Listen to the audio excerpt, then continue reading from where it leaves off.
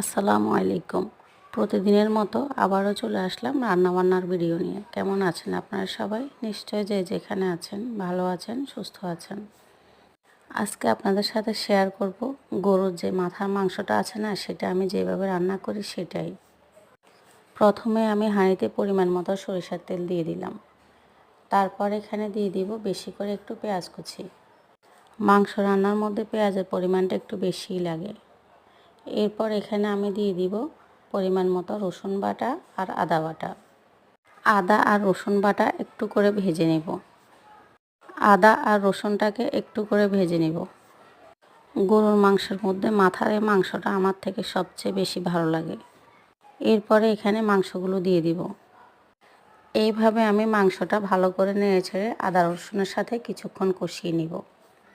যদি এই মাংসের মধ্যে বেশিরভাগ হাড় থাকে, তবে এই হাড়গুলো খেতে বেশ মজা লাগে কিন্তু। এইভাবে আমি মাংসটাকে বেশ কিছুক্ষণ ধরে কষিয়ে নিয়েছি। এরপরে এখানে আমি দিয়ে দিব সমস্ত গুঁড়ো মশলা। এখানে আমি দিলাম পরিমাণ মতো হলুদের গুঁড়া, মরিচের গুঁড়া, ধনিয়ার গুঁড়া, জিরার গুঁড়া। সাথে দিয়ে দিলাম স্বাদ মতো লবণ, এলাচ, দারচিনি, তেজপাতা, লবঙ্গ। খুব ভালো করে নেড়েচেড়ে এবার কষিয়ে নেওয়ার পালা। আমি কিন্তু চুলার আঁচ কমিয়ে রেখে অনেকক্ষণ ধরে মাংসটাকে কষিয়ে নিয়েছি। এখনও কিন্তু আমি মাংসের মধ্যে কোনো রকম পানি দিইনি। এইভাবে পানি ছাড়াই কিন্তু আমি মাংসটাকে বেশ কিছুক্ষণ ধরে কষিয়ে নেব। অনেক সময় ধরে মাংসটা কষিয়ে নেওয়ার পরে যখন মাংসটা প্রায় সেদ্ধ হয়ে এসেছে, তখন এখানে আমি দিয়ে দিব চাল কুমড়া। এখন আবারও চুলার আঁচ কমিয়ে রেখে ভালো করে কষিয়ে নিব। যত ভালো করে কষানো হবে মাংস খেতে কিন্তু ততই ভালো লাগবে। কোনো রকম পানি ছাড়াই কিন্তু আমি এতক্ষণ মাংসটাকে খুব ভালো করে কষিয়ে নিয়েছি।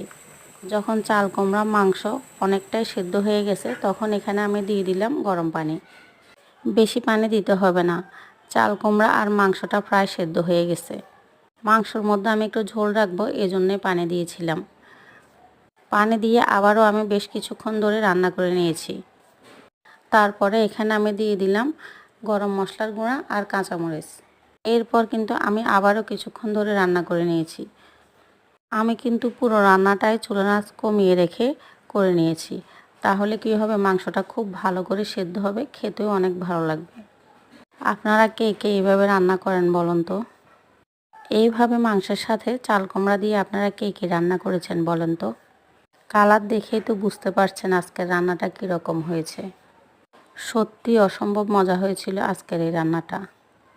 যদি ভালো লেগে থাকে আপনারা অবশ্যই একবার হলেও ট্রাই করে দেখবেন। রান্না শেষ করে আমি একটু বাইরে গিয়েছিলাম, সেটার একটা ক্লিপ আপনাদের সাথে শেয়ার করলাম। আকাশটা কী যে সুন্দর লাগছে, বাইরে গুঁড়ি গুঁড়ি বৃষ্টি পড়ছে। আপনারা সবাই ভালো থাকবেন, সুস্থ থাকবেন। দেখা হবে আরেকটি নতুন ভিডিওতে। আল্লাহ হাফেজ।